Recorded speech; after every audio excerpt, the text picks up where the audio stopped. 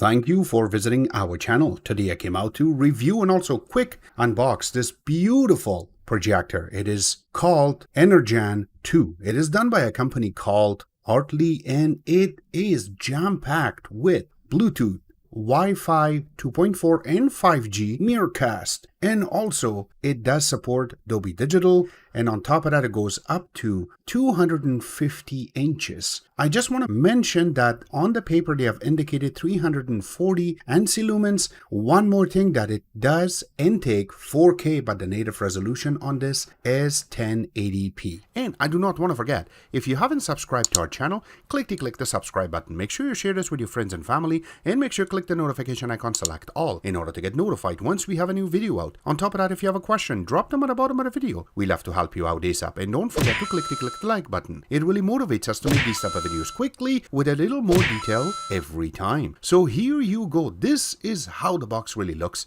You can see that it has nice markings in the front with a name, and then on the bottom part of it, it says the model number, and then it has a nice picture on one side of it. But once you go around it, doesn't have much markings around. But once we slowly open the box and we take the top off,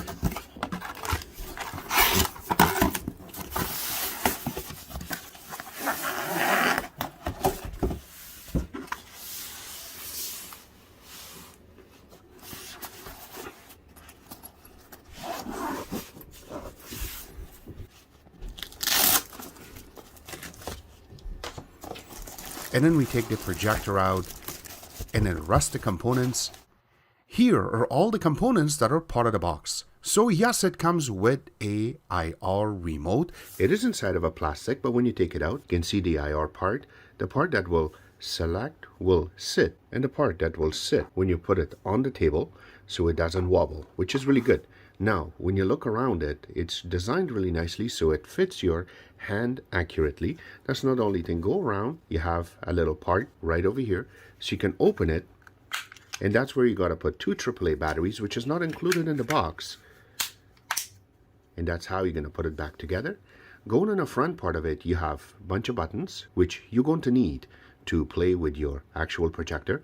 By the way, it has buttons on the projector too, but it makes it a lot simple when you have it on your ceiling and you don't have to touch the projector. We do not want to move it. This will really help you out. On top of that, it comes with HDMI cable. Also, it comes with a power adapter. It is created for Canada and United States. Once it's going to be connected to the power, and the other side you can see that is going to be connected to the actual projector. It comes with this warranty card. When you go to the back, it requires everything that you're looking for. So you have to just fill this out and keep it. On top of that, it also comes with a RCA adapter, which one side is 3.1 jack and the other side is 3 prongs that will be yellow, white, and red for your older devices like VCR, camcorder, or gaming consoles, which are really old. You can connect and take advantage of it. Except that here is the nice projector. This is how it looks. So you can see the front part of it, you have a huge lens, which makes it a lot better because the way that this has been designed and how this has been selected, you cannot take it off. And the only thing that you can do is just to fix the focus line, which is on the top. Except that in the front, you just have a little IR sensor, and then there's nothing there. So when you go to the sides of it, on one side, you can see there is some holes for ventilation, and then there's nothing here. Well, once you go to the back, it has a lot of connections here. So let's go quickly and see exactly what it is. And then once we connect it, you can see more about it. We have a VGA connection, so you can connect the older type of computers to it. You have 2 HDMI connections, and this is really good that if you have one computer, or if you want to hook up a gaming console and then your Android boxes or Apple TV, that will work perfectly on this. And also you have 2 USB ports on this, and as I'm showing you right now, this one, you can also charge your phone, and that way it works perfectly. Or if you have one of those Fire TV sticks or Vid stick, which is from Buzz TV, you can connect it, and then through this USB you can power it, so that way you can view everything, so you do not have to bring another power down or line down to the power, so you can power it up. Except that you can also have another USB connection, which any of this you can connect up to 2 terabyte of hard drive to this, so you can play your movies, videos, pictures, everything through it. Except that you have an AV port, which the extension is there, as I'm showing you right now, hooking it up, and that way you can connect your old VCRs and movies through this so you can view them a lot better. Except that you also have a headset jack, which you can connect to this, and that way you can hear your sound a lot better with the bigger headphones. Also, you have a micro SD card slot, so that way you can move your micro SD card from your camera or from your phone, hook it up here, and you can view your videos and movies a lot better. This is another IR sensor, so that way your remote works very quickly. There is a little part that you can open, and this is for ventilation. Projector can breathe better, except that you have a huge power button and then the power connector in the bottom, and then you also have a Keystone corrector which is in the back, so you can move it right and left, so that way you can get your picture correctly, which we're going to show in a couple of seconds. Except that when you flip it upside down is the best part. You have a lot of holes on both sides for ventilation. You have 4 little spots, as I'm showing you right now, so you can connect it to the ceiling mount, and that way you can connect it upside down. And also it has a little part right over here which you have to press, in this way the kickstand comes down, so that way you can place it on the table properly. Now I would really suggest that when you're hooking this up, that if you level it properly this way, that way your pictures are going to look a lot better, and this way you do not see any of these corners going to be out of focus. It will look beautiful when you do that. Now we're not done yet. When you go to the front part of it, you have their name really nicely written, and then also you have some buttons on the top which are touchpad. It is fingerprint residue. As soon as you touch it, it puts your fingerprint, but it is very touch sensitive. As soon as you tap it, it will work. Except that you also have this little dial. Now this is for focus, which you can go back and forth, and that way you can get your focus accurately on the wall or on your screen. And if you go on the other side of it, you have more holes for ventilation, and this is where you're going to be able to open, and there is, you can open this and you can take the little part out, so this way you can clean, and also it will breathe better if you are in a really dusty locations.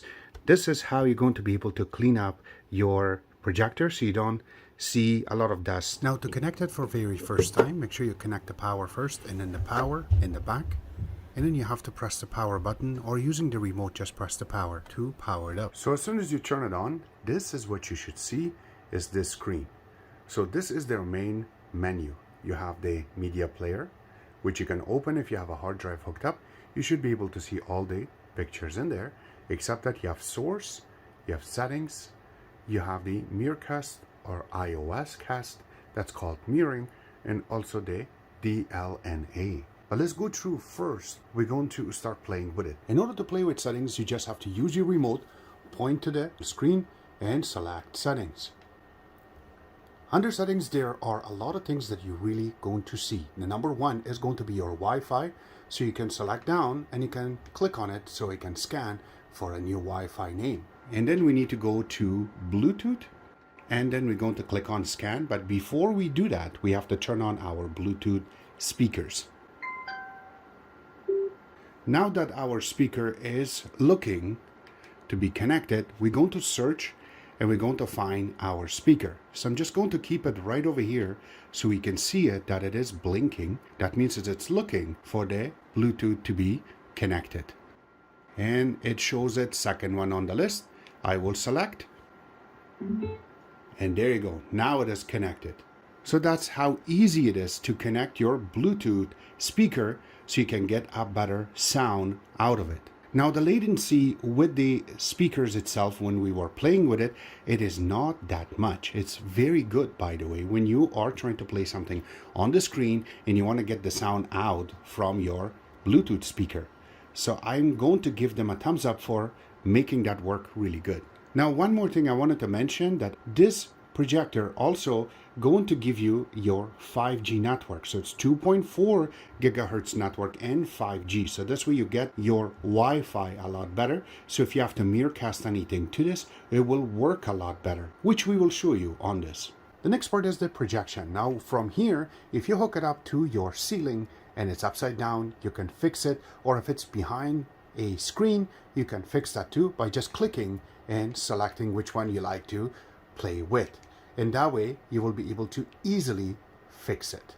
Next part is going to be advanced. Under advanced, you'll see your language, boot source, where you want to land as soon as you turn on the projector. Also sleep mode whenever you want it to just go to sleep, so that way it turns off by itself. And also if you want the Miracast to be on standard definition or high definition, I always leave it on high definition and we will play with it once we get to it. The next part is going to be local update. If you have anything on a USB you want to update the software itself, you can do it. Also you can check online, you can just press OK and say confirm, and if there is anything available it will give you, except that this is what happens. Next part is factory reset. The next part is the information. It gives you all of the information such as the name, also how much memory it has, and also the extended storage. You can hook up to 2 terabyte using that USB connection. And then the software version is the last one on the list. When it comes to latency, playing a video game and using this projector, it's falling roughly about 20 to 24 milliseconds when you're playing it. Now this is going to fall under great when you are trying to measure, because the lowest one, something like 16, would be a lot better, and something like almost 40 to 60 milliseconds, which some of the other projectors have provided, is really bad. But this is falling in between 20 to 25 when you're playing a video game, as you can see right now what I'm doing.